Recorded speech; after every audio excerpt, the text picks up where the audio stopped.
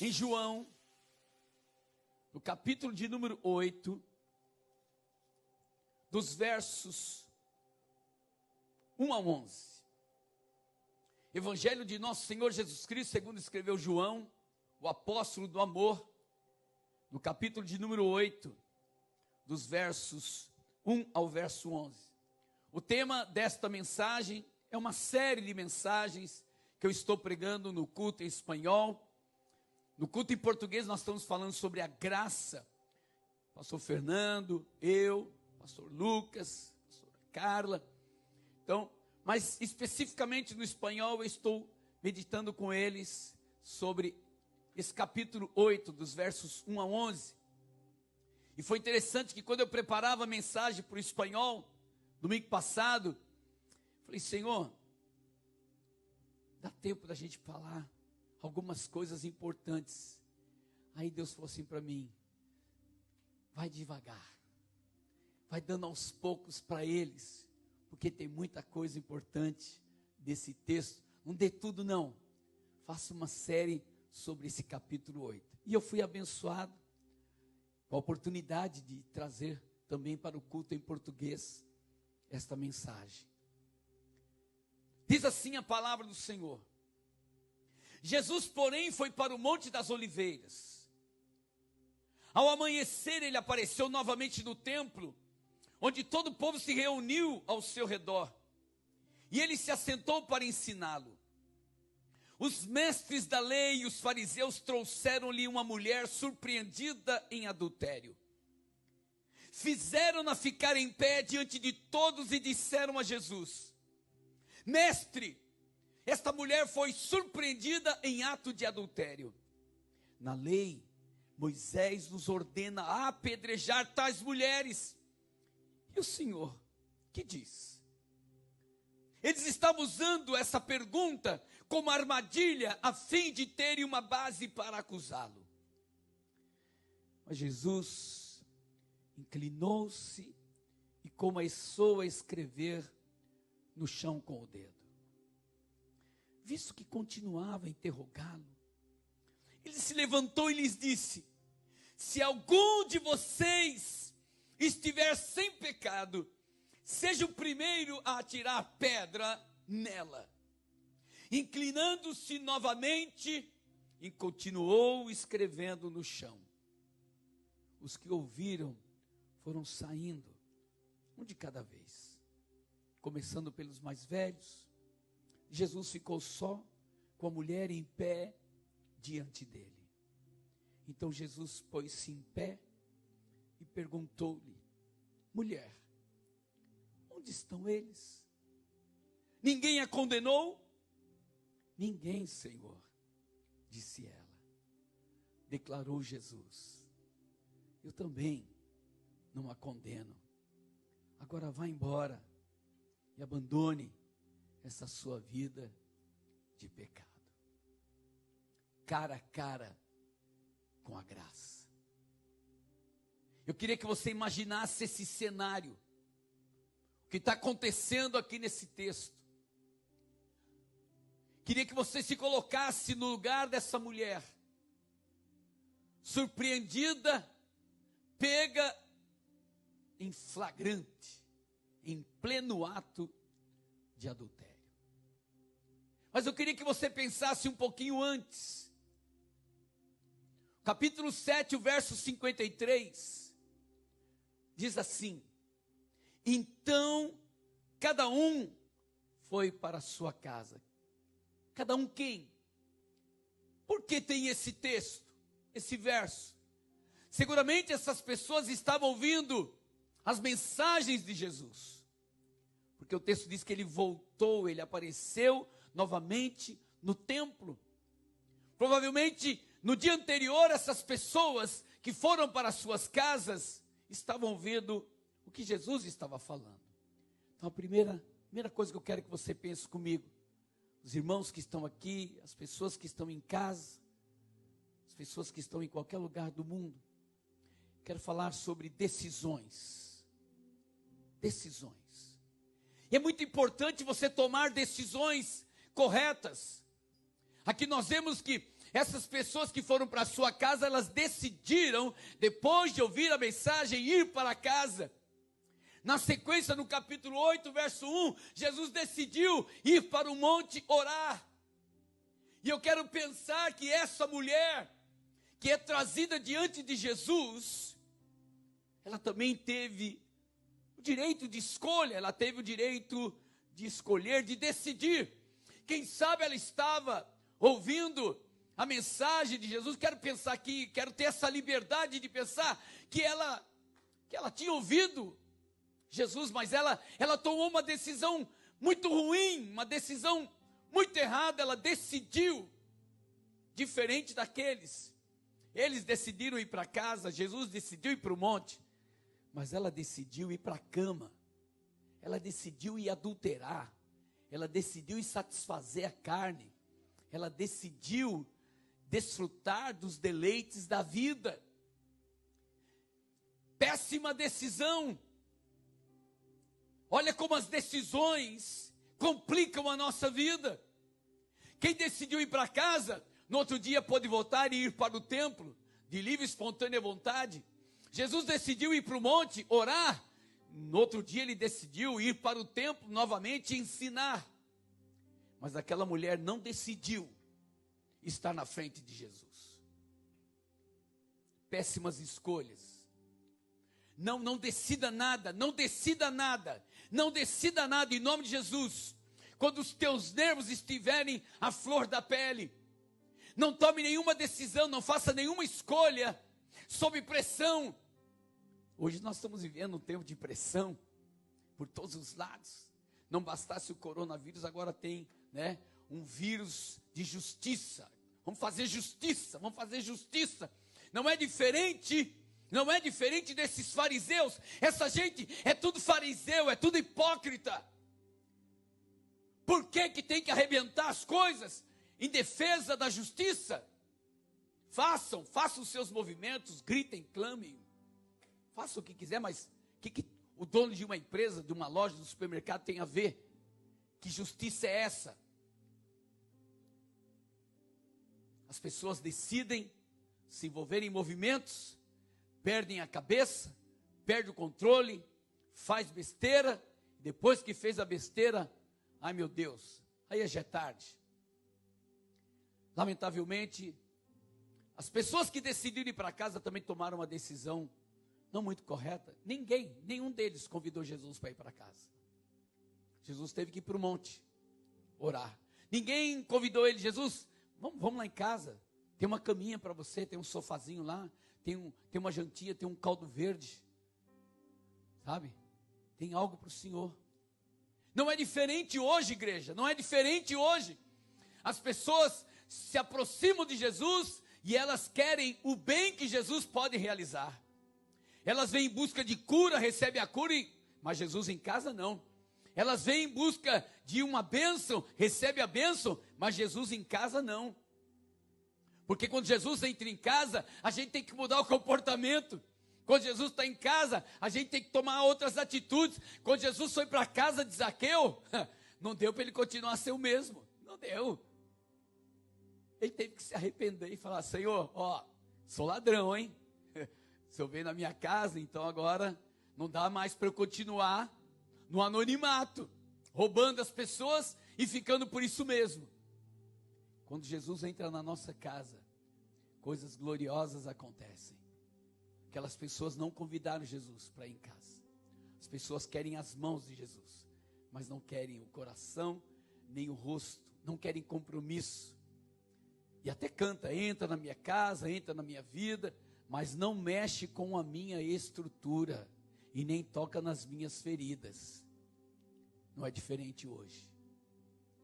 As pessoas tomam as suas decisões, as suas escolhas. E em nome da lei, em nome da justiça, em nome da moral, fazem como esses fariseus, esses escribas. Eles deveriam estar ali no templo ouvindo Jesus, ou até mesmo ensinando. Porque o escriba escrevia a lei, o fariseu se dizia cumpridor da lei, e eles se gabavam disso. Gente, A lei tem mais de 600 parágrafos. A gente não consegue obedecer o stop sign.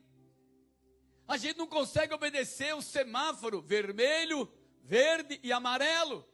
Agora você imagina ter que obedecer e cumprir 600 itens de uma lei.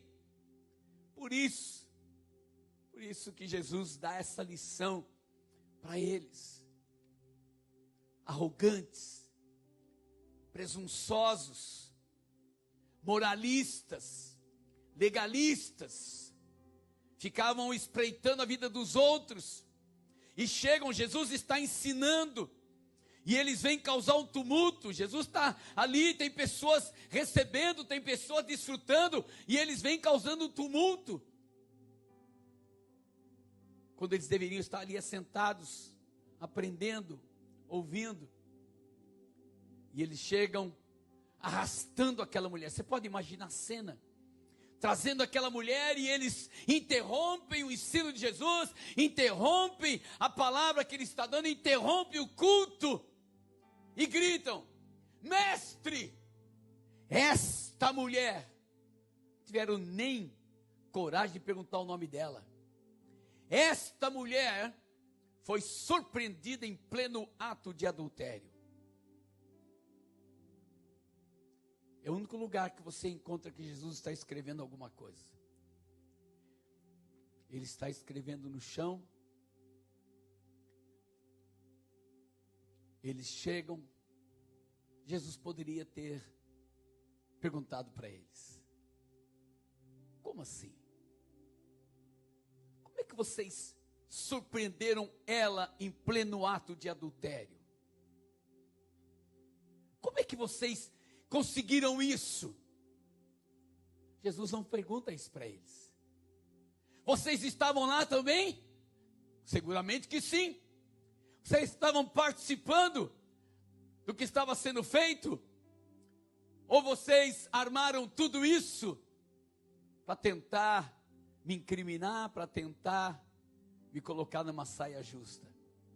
Jesus não faz nada disso.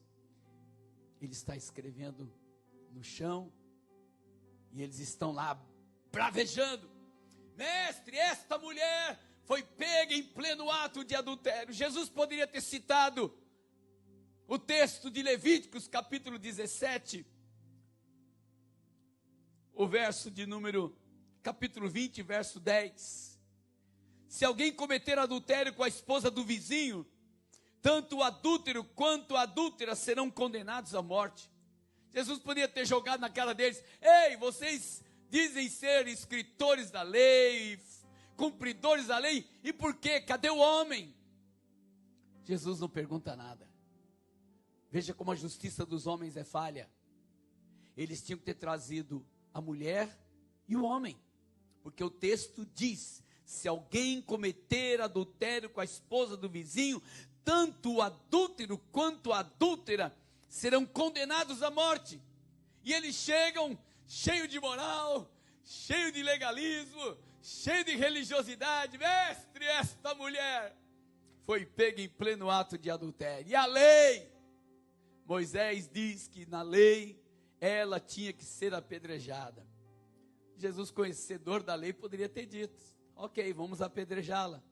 Mas cadê o homem? Se não tem o homem, não tem adultério. Se não tem o corpo, não tem crime. Não é isso? A lei diz isso. Se não tem provas, não tem como ser julgado. Mas Jesus não faz como aqueles fariseus. Jesus não veio para julgar. Jesus não veio para condenar. A palavra do Senhor diz, Ezequiel capítulo 18, verso 20: todo aquele que pecar merece a morte. Eles estavam falando meia verdade. Eles estavam expondo meia verdade da lei. Mas Jesus não se deixa influenciar. Jesus não se deixa levar pela pressão. E eu quero dizer para você: não se deixe levar pela pressão. Não se deixe influenciar. Dizem algumas pessoas que eles não trouxeram o homem porque eles haviam contratado esse homem para adulterar com essa mulher, para ter como colocar Jesus contra a parede. Outros dizem que ele fazia parte dos fariseus, eram amigos. Então vamos poupar o amigo, mas a mulher a gente vai arrebentar. Eles não estavam com esse propósito, o propósito deles não era esse, nem de fazer a lei se cumprir, nem nada. Porque eles queriam de fato, era apanhar Jesus em uma falha. Se Jesus dissesse, apedreja, eles iam correndo falar com os homens da lei, os romanos, porque pelos romanos ninguém podia condenar ninguém à morte. O judeu não poderia condenar ninguém à morte, só eles.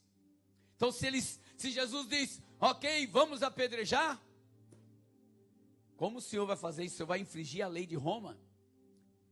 Se Jesus diz para eles, não, tranquilo, deixa assim, mas Senhor, o Senhor está infringindo a lei de Moisés. Eles estão aí como acusadores, eles estão aí fazendo o que Apocalipse capítulo 12, verso 10 diz, então ouvi no céu um grande clamor, a salvação, o poder e o reino do nosso Deus chegaram, a autoridade do seu Cristo já chegou, porque o acusador dos nossos irmãos foi expulso, aquele que os acusou dia e noite diante do nosso Deus. O papel de acusar é do diabo, e infelizmente, existem muitas pessoas que estão fazendo o papel do diabo, estão buscando ocasião para acusar um irmão, quando deveria buscar uma ocasião para ajudar o irmão.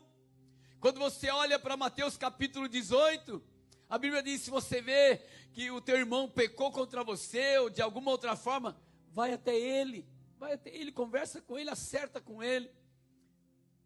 Ezequiel diz, se você vê o ímpio no seu pecado, você vai lá e fala com o ímpio do pecado dele.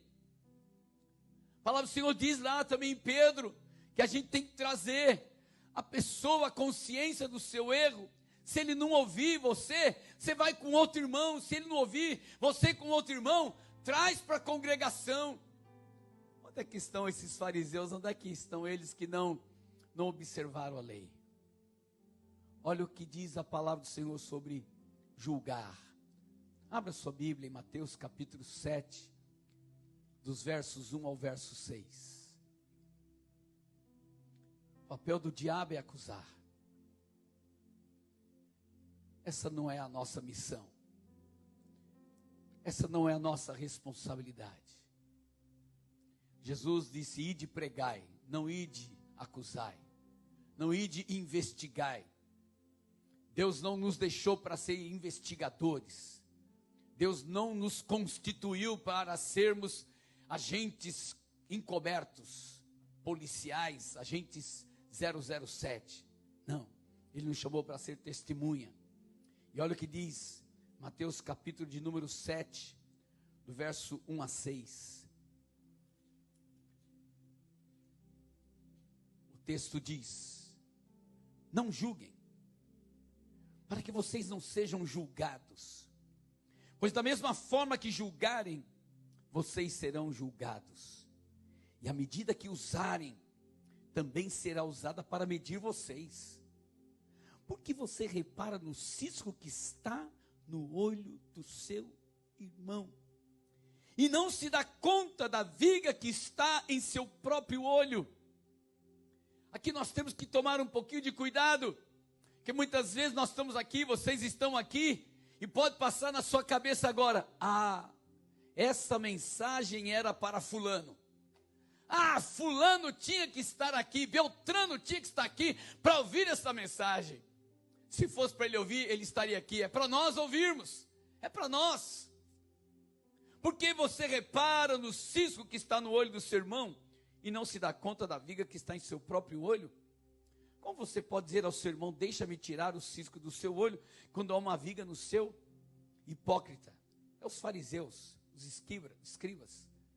Tire primeiro a viga do seu olho, então você verá claramente para tirar o cisco do olho do seu irmão.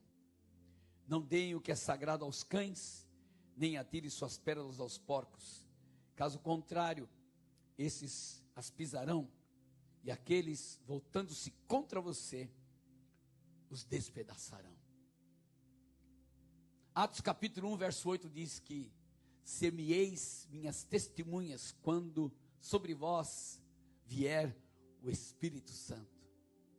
Mateus capítulo 28, ide por todo o mundo, pregai o evangelho a toda criatura. Marcos 16, ide, fazei discípulos de todas as nações.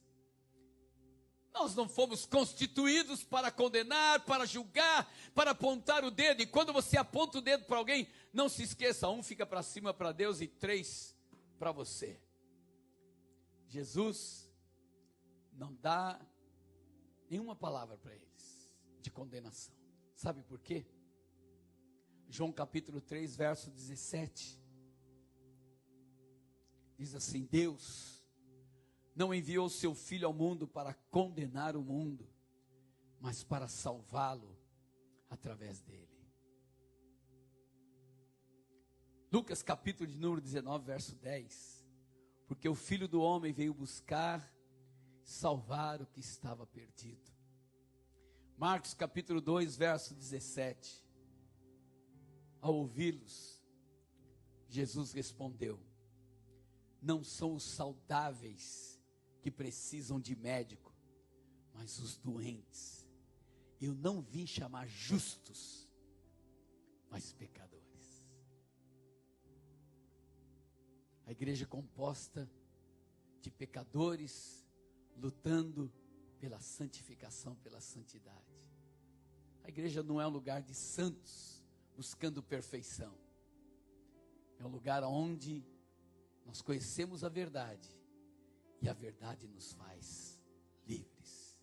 Conhecereis a verdade e a verdade vos libertará. Eu gosto desse texto em espanhol, quando Jesus diz assim para eles: se há entre vós alguém livre do pecado, atire a primeira pedra. Em português diz: se alguém entre vós não tem pecado, que atire a primeira pedra. Mas eu gosto da versão em espanhol: alguém livre, porque Jesus veio nos livrar do domínio do pecado, do domínio das trevas. É isso que ele veio fazer. Por isso que a gente canta: eu sou livre, eu sou livre. A palavra do Senhor diz em João, na sua primeira carta, ele diz: filhinhos, filhinhos, não pequeis. Mas se vocês pecarem, vocês têm um advogado, Jesus Cristo, o justo. Então, que hoje a gente entenda que a igreja é um lugar para as pessoas enfermas. É um hospital espiritual. Não é um lugar onde a gente grita e aponta o pecado do outro. Porque muitas vezes o pecado do outro é visível. Muitas vezes o pecado do outro está à luz. O cara fuma, o cara bebe, o cara rouba, o cara faz um monte de coisa, mas...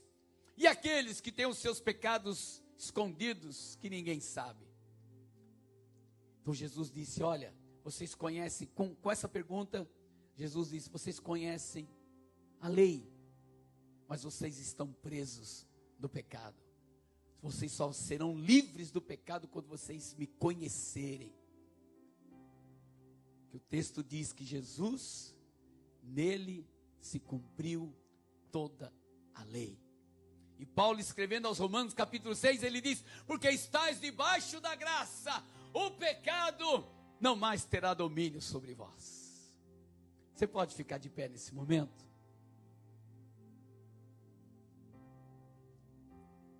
Ele não veio para os saudáveis, ele não veio para os justos, ele veio para os pecadores, os doentes, os enfermos.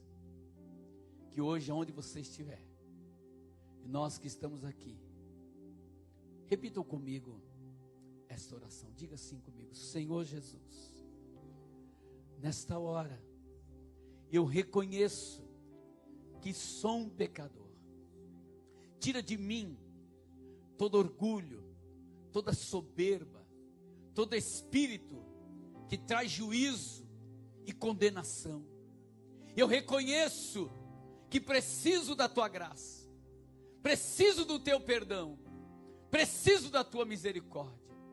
Senhor Jesus, ajuda-me a estender a mão ao pecador, ajuda-me a abraçar o pecador, ajuda-me a mostrar a ele o teu amor. Eu mesmo, Jesus, suplico, me ajuda, me dá graça, perdoa os meus pecados, lava-me no teu precioso sangue. É o que eu te peço, agora e para sempre. Amém e amém. Podemos assentar. É lindo quando a gente olha para um texto como esse e traz à nossa memória o que Jesus fez por nós. A sua morte na cruz, a sua ressurreição, a sua morte vicária, a sua morte substitutiva, porque a cruz era para nós. Ele não cometeu nenhum pecado. O justo padecendo pelos injustos, o santo padecendo pelos pecadores. E é por isso que Paulo diz, na sua primeira carta à igreja em Coríntios, capítulo 11, do verso 23 a seguir: porque eu recebi do Senhor o que também vos ensinei. Que essa seja a nossa atitude, ensinar as pessoas aquilo que nós temos recebido do Senhor. Nós recebemos perdão, vamos pregar o perdão. Nós recebemos amor, vamos pregar o amor. E quando Paulo escreve isso e a gente olha para esse texto de João 8, nós entendemos que não somos dignos nem merecedores de nada. Nenhum de nós que está aqui vai participar da Santa Ceia porque é merecedor. Nem mesmo aquele que nasce no fundo da igreja, cresce dentro da igreja, nem esse é digno, é merecedor de absolutamente nada. A dignidade está nas mãos de Jesus. É Ele que é digno. Foi Ele quem deixou o esplendor da sua glória, foi Ele quem se humanizou, foi Ele quem caminhou pelas ruas de Jerusalém, foi Ele que operou milagres, foi Ele que subiu ao Gólgota, foi Ele que bradou: Pai, nas tuas mãos entrego o meu espírito, está consumado. Foi Ele que morreu, que se entregou, que desceu à sepultura, foi Ele que ao terceiro dia ressuscitou. Ele não está morto. O nosso Cristo está vivo. Nós vamos receber agora os elementos que representam essa entrega, que representam a morte de Jesus. O de cruz ceregiu, dela ao dia fugiu, como emblema de vergonha e dor. Eu me alegro na cruz, dela vem graça e luz para minha santificação. Sim, eu amo a mensagem da cruz. Até morrer eu a vou proclamar. Levarei eu também minha cruz, até por uma coroa trocar. Senhor, consagramos a Ti esses elementos, o pão e o cálice, que representam o Teu corpo e o Teu sangue, que representam a Tua entrega que representam o teu sacrifício, que representam a tua morte, morte substitutiva. O Senhor tomou o nosso lugar. O Senhor levou sobre os seus ombros os nossos pecados. Obrigado. Obrigado, Jesus, porque de forma inocente fostes condenados, crucificado, destes a tua vida por nós, pecadores, tomando o nosso lugar. Consagramos a Ti esses elementos que vamos comer e beber em memória de tudo aquilo que o Senhor fez por nós. Senhor Jesus, na noite que foi traído, tomou o pão e, tendo dado graças, Ele disse: tomai e comei, este é o meu corpo que é partido por vós, comei dele todos.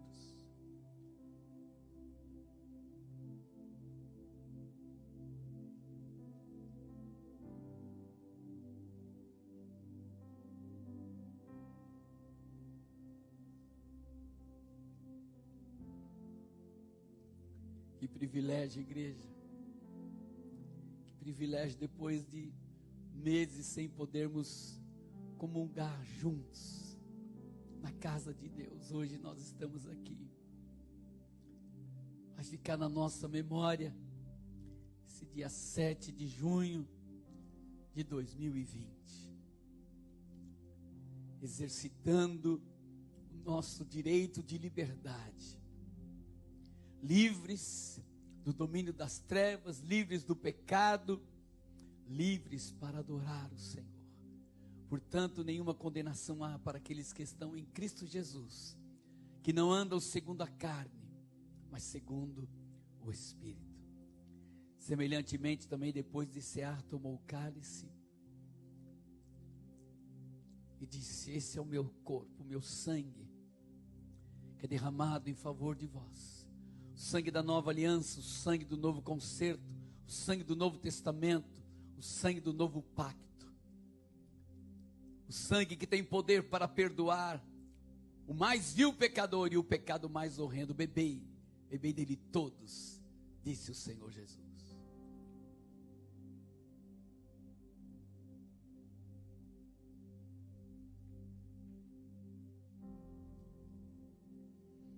Sim, eu amo a mensagem da cruz, até morrer eu a vou proclamar.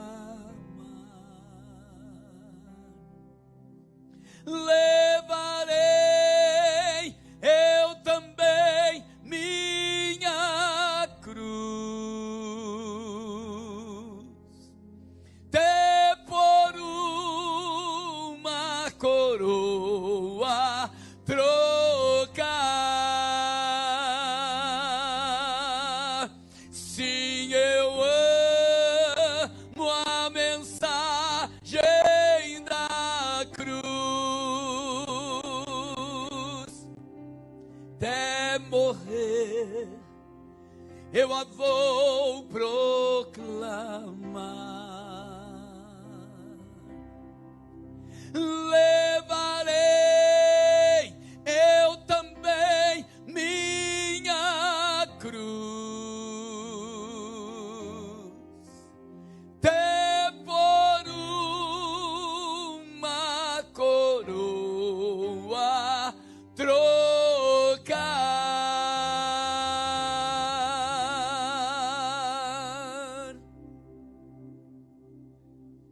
Esse é o nosso maior motivo.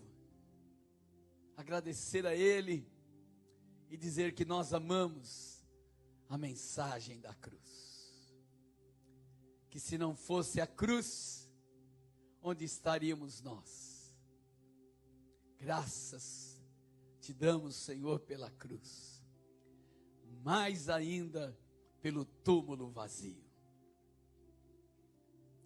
Já nos alimentamos com a palavra, Já tivemos o privilégio de sentar à mesa com Jesus.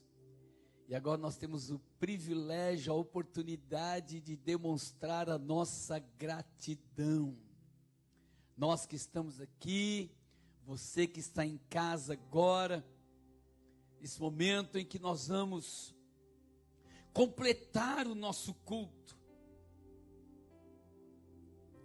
Queria deixar para vocês o que diz a palavra do Senhor em Mateus, no capítulo de número 7.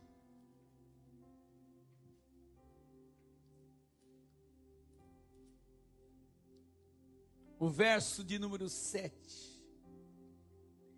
Peçam e lhes será dado. Busquem, encontrarão. Batam e a porta lhes será aberta. Pois todo que pede, recebe. Que busca, encontra. E aquele que bate, a porta será aberta. Qual de vocês, se o seu filho pedir pão, lhe dará uma pedra? Ou se pedir peixe, lhe dará uma cobra? Se vocês, apesar de serem maus, sabem dar boas coisas aos seus filhos, quanto mais o Pai de vocês que está nos céus dará coisas boas aos que lhe pedirem. Assim, em tudo, faça com os outros o que vocês querem que eles lhes façam, pois esta é a lei e os profetas. Então, se nós, seres humanos, sabemos dar boas coisas aos nossos filhos, quanto mais o nosso Deus.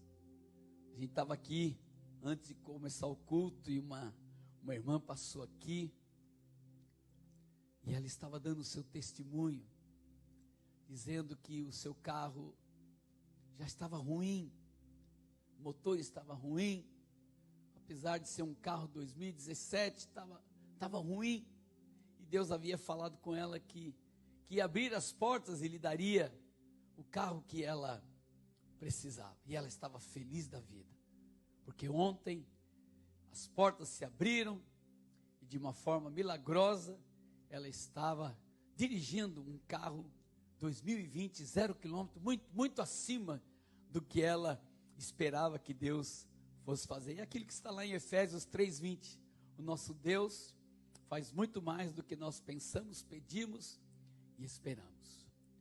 Querido Deus, abençoa as pessoas que estão em casa e que vão enviar através dos sistemas que nós temos, para que elas possam completar o seu culto de louvor e adoração a Deus.